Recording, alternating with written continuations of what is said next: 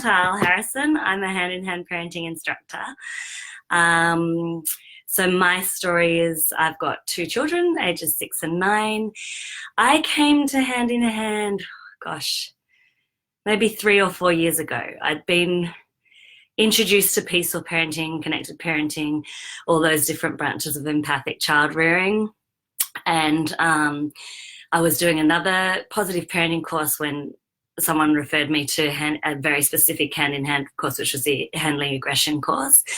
And I just loved everything about it. I loved that there was one spot where you could get all the different tools that come together. And I found that a lot of other places, they had taken bits and pieces of hand in hand.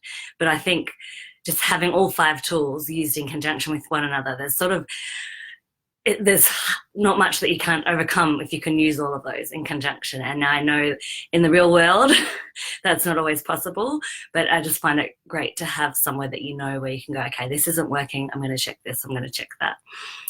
And I want to thank everyone for being here.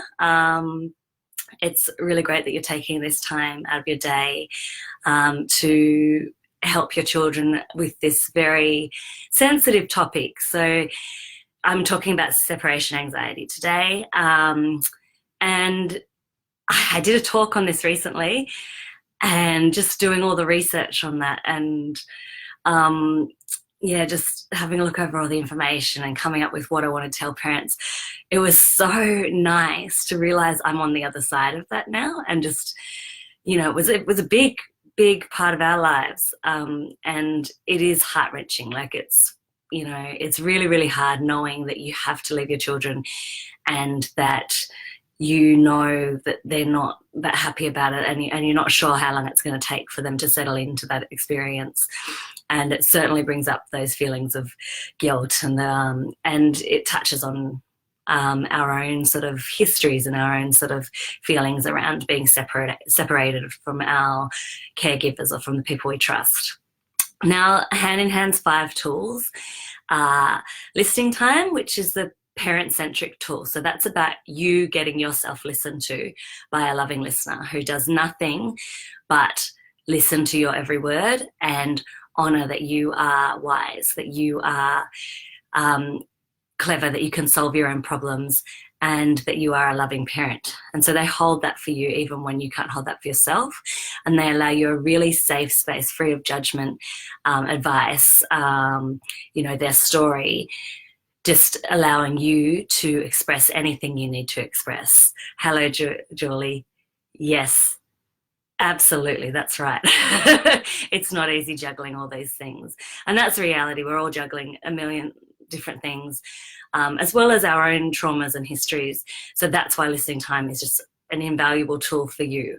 It was also the last one I came to, but it's now my number 1 tool. I sort of thought I didn't need it because I had strong friendships with other parents and things like that, but it's so different from another parent relationship where you do give advice sometimes, you do sort of interrupt, you do tell your own story. I've got to turn my phone on. So that's listening time. And then stay listening is sort of a similar process for your children. So understanding that their emotions are all valid, and that the ones that we find tricky, so anger, frustration, they can often be how they offload tension. So ideally we would love to see them just having major tears and laughter, because those are great ways of getting the emotional backpack emptied.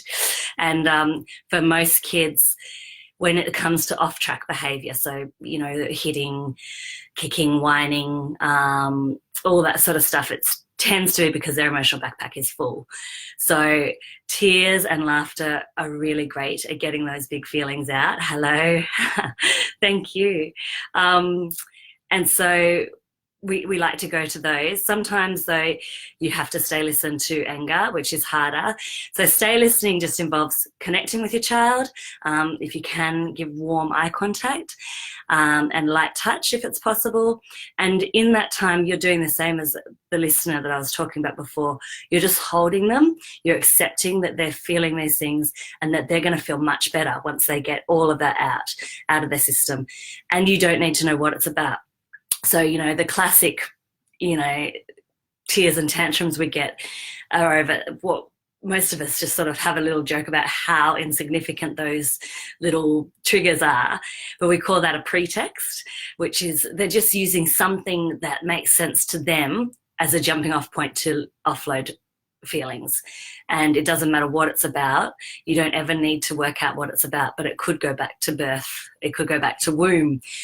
We don't know some of those deep fears and anxieties and separation issues that may be buried deep down, and we just have to be able to show up and do the work by just being there and holding that space and being able to just say, I'm here, and not trying to fix or distract or, do anything, but just simply showing that you have the empathy and that their feelings are welcome here. So that is stay listening. Special time is one-on-one, really connected, intense, delighting, and it's child-led. You'll set a timer and tell your child that you have from 10 minutes to maybe 30 minutes, not much more than that, because it is intense. You want to be, again, giving warm eye contact, and you just want to be in pure delight. And at times, for special time, you don't feel like you're delighting in your child. So you may have to remember when they were a babe in arms and that sort of thing. So I always say start with the bare minimum, because people say, I don't have any time in my day. So if you start with 10 minutes each child, hopefully you can find just that and see how that goes for you. It's a connection superfood, in my opinion. And so you just spend that time doing whatever they want you to do and just purely delighting in them and remembering everything that you love about them and just letting them have that little moment in the sun. And then setting limits with hand in hand. That's obviously when you have to set a limit or a boundary, or, you need to hold something that's important to you. And the process we use for that is listen, limit, listen. So first, listening to their issues around, so getting in the car, for example, so they don't want to get in their car seat. Listen to that. I know it's hard. I know you don't like feeling, you can't move around. I understand that. And we do have to go now. So I'm going to put you into your seat, and then just listening again to the big feelings that come after that. So it's another sort of gentle approach. You don't have to change your limit. I do think it's important to make sure that your limit is age appropriate, and that it is important. But hand in hand, encourage limit setting early and often. So, and then just listening to the feelings that come out of that, and that's another great spot for stay listening. And if any time they do offload like that, that they've got work to do, and hopefully you can encourage that and feel like, okay, we're right where we need to be. And I'm thinking, what have I missed? Listening time, special time, stay listening. What have I missed? Play listening. Sorry.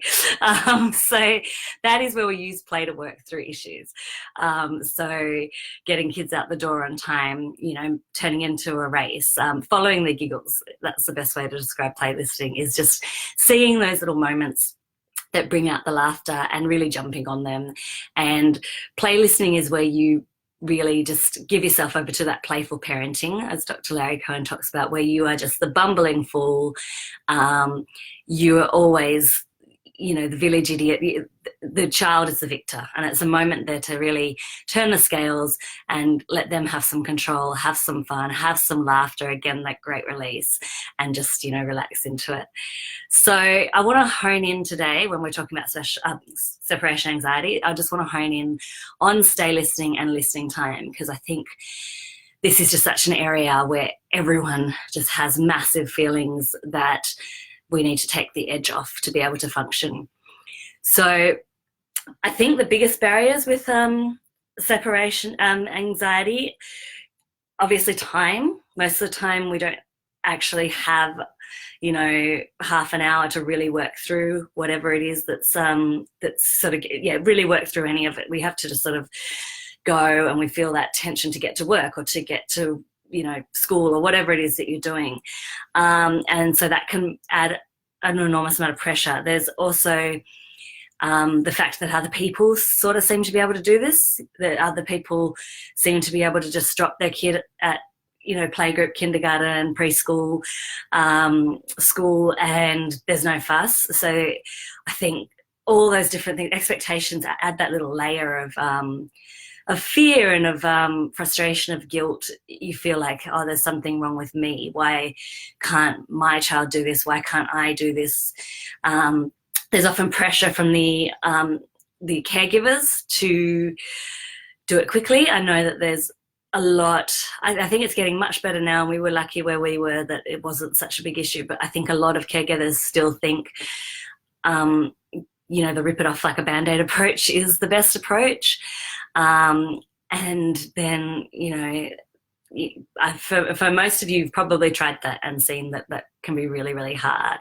And particularly because at the other end, there may or may not be someone to listen to the feelings that come from that.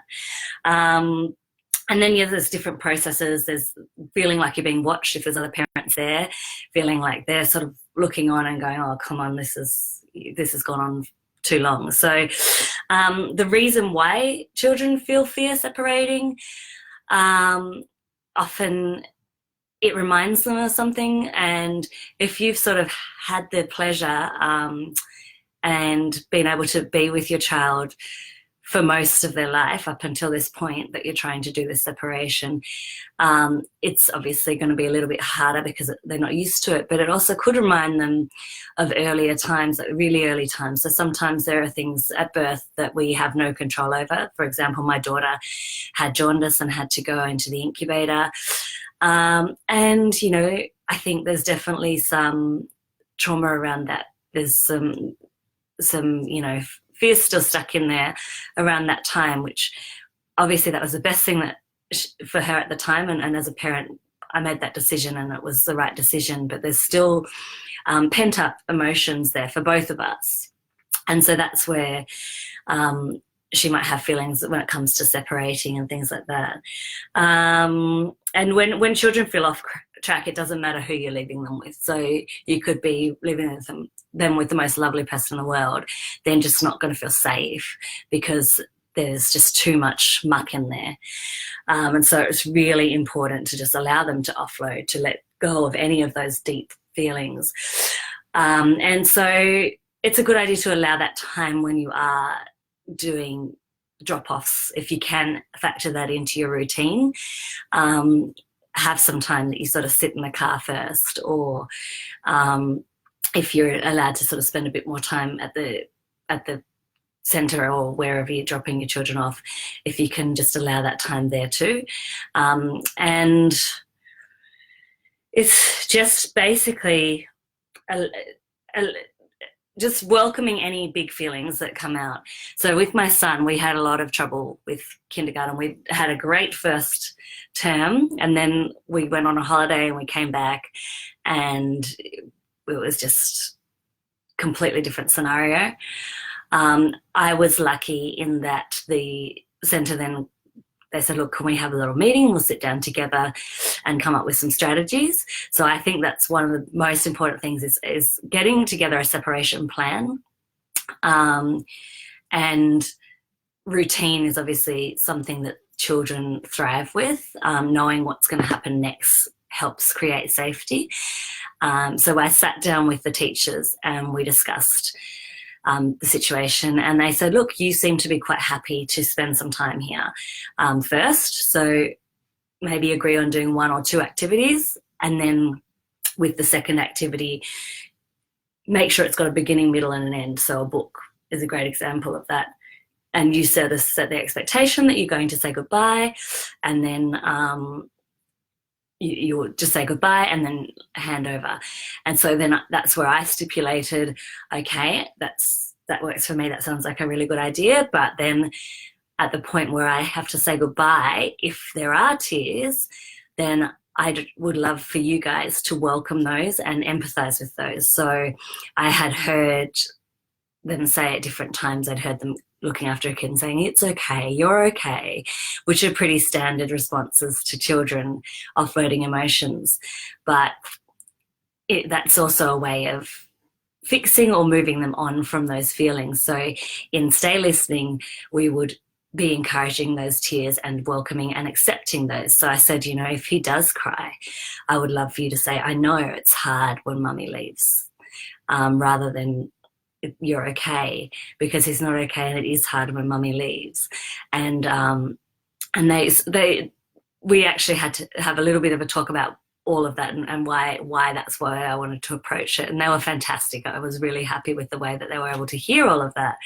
And I felt comforted in that as well. So I went away with that plan, and so the next time I went to do the drop off, that's exactly what we did. I sat down, I played Play-Doh. We read it, and I'd said to him before, so I'd spoken to him the night before, I said, look, what's going to happen tomorrow is I'm going to come and I'm going to do whatever game or activity you want me to do, and then I'm going to read you a story, and after the story I'm going to say goodbye, and then I'm going to leave, and if you need anyone to come and cuddle you, it will be either Mia or it will be Claudia, and they're going to just take you and give you a cuddle. And we'd agreed on that. And so I was very lucky in that worked. So that day there weren't even tears, and I just couldn't believe myself.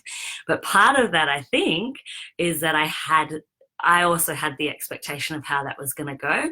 I felt more confident going into that. I'd had a lot of listening time for myself around what my fears were, and also, leading up to this big thing. And I was thinking, I'm going to be leaving my crying child in the hands of these carers. Are they going to be able to do all the right things? And I honestly think that having offloaded my tension in that listening, having given him that warning of how it was going to work and made that agreement with him, I think that's why it worked. But I also know it's not going to be as magic as that was for me. So lots of listening for you, even in coming up with your plans. So whilst you're working on what you think feels right for you and your family, have those talks in your listening time. And with separation, I think it's so deep rooted that it's important for you in your listening time to assess what that looked like for you. If you had screamed, or do you remember screaming when you were dropped off at preschool? For me, I think I just remember really being easily handed off. But I think that maybe I'm just remembering, the glory days and not any of the in between. And I just remember terrorizing au pairs and things like that. So obviously we weren't that down with separation, but we made sure to get rid of all our caregivers quick smart. But anyway, so yeah, having a think about how your parents might have responded to big feelings, especially because it's not something most of us had the pleasure of being brought up with. The idea of being able to offload our tension without judgment and without, okay, it's enough now, or, I'll give you something to cry about, that sort of thing. We would have heard those messages ourselves many times. And there's a lot of pain there. It's a really hard thing for some people to wrap their head around Stay Listening, because obviously leaving a child to cry is very isolating, but that's exactly what Stay Listening is not. It's the opposite of leaving someone to cry. It is being there for someone who cries. So the best way to think of it in adult terms is, I'm sure a lot of us now, we have that understanding that, yes, crying can be a great offloading of tension. Crying can be a great release. Have a good cry is now more of a commonly recognised concept. But sometimes even when I cry alone, I still just sort of, feel a little bit of despair. Sometimes, depends on where I'm at, I feel alone. Just think about if there was someone who you trusted innately, and who just had so much love for you, and you knew that person had your best interests at heart. And if they were just looking at you, or maybe putting their hand on your shoulder, just looking into your eyes and just saying, yep, I'm here right now. Yeah. Let that out. Yeah, I've got you. And just think about how that would feel to just be held by someone whilst you're feeling big things, and just feeling like any of those feelings, any of those gunked up feelings that you have, they're okay. Um, and then just that feeling afterwards, if you're able to get to the end of that, to really just release all of those tears and fears, how good you'll feel after. And that's just, so that's the magic of stay listening, and what it can do is it's emptying out all of the gunk, and allowing you to think clearly again. And I've seen that many times in children. Now, the other thing is obviously laughter as well can help. And we had a lot of success in that field as well, because I'd sort of asked my son, what is it that why don't you want, he'd say every morning, I don't want to go to school. That's what he called preschool or kindergarten. And I said, why don't you want to go to school? And he'd say, oh, because I'm scared. And so I said, oh, okay. And like at other times I'd ask, what he's scared about, and he couldn't really put his finger on it or anything like that. So then we'd get to the car park there, and I'd say, oh, are you scared? Are you still scared? And he'd say, yes, I'm scared. And I said, oh, okay. Are you this scared? And he'd laugh and he'd say, yeah, I'm that scared. I'm like, oh, that's pretty scared. I'd say, are you this scared? And he'd say, yeah, I'm that scared. And so we did that for a little while, and in the parking lot, maybe 10 to 15 minutes, and then we'd go in and just, brushing off that top layer. And the other thing we'd do is, is it as scary as a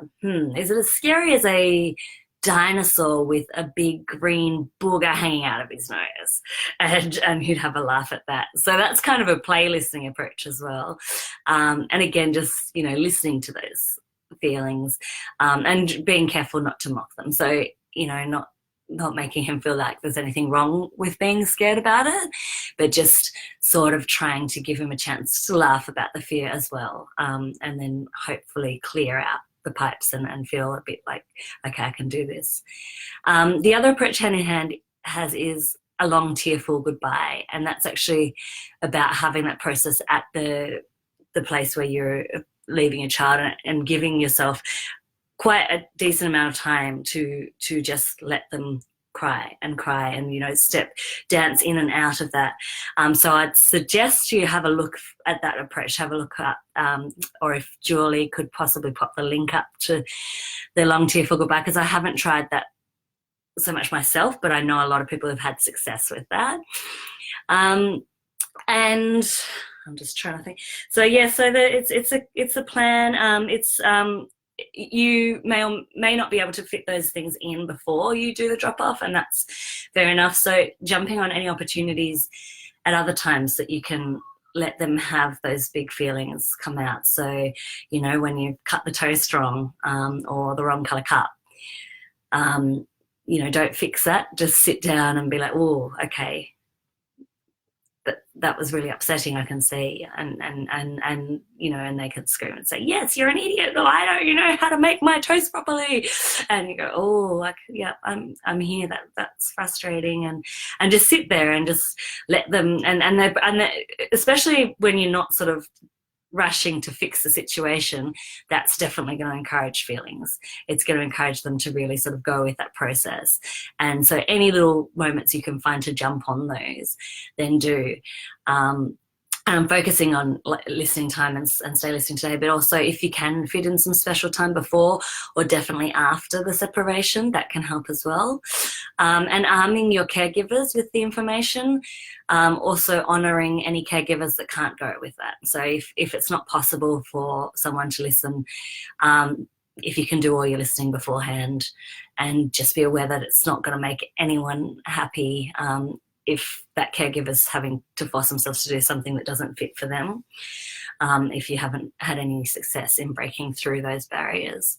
And just, loads of listening for you, just remembering what it was like when you were separate, thinking about your first feelings of separation from any of your caregivers, thinking about what it would have looked like if you'd had any of the sort of releases your child has when being left at with a caregiver or at some sort of centre or school, what would your parents have done?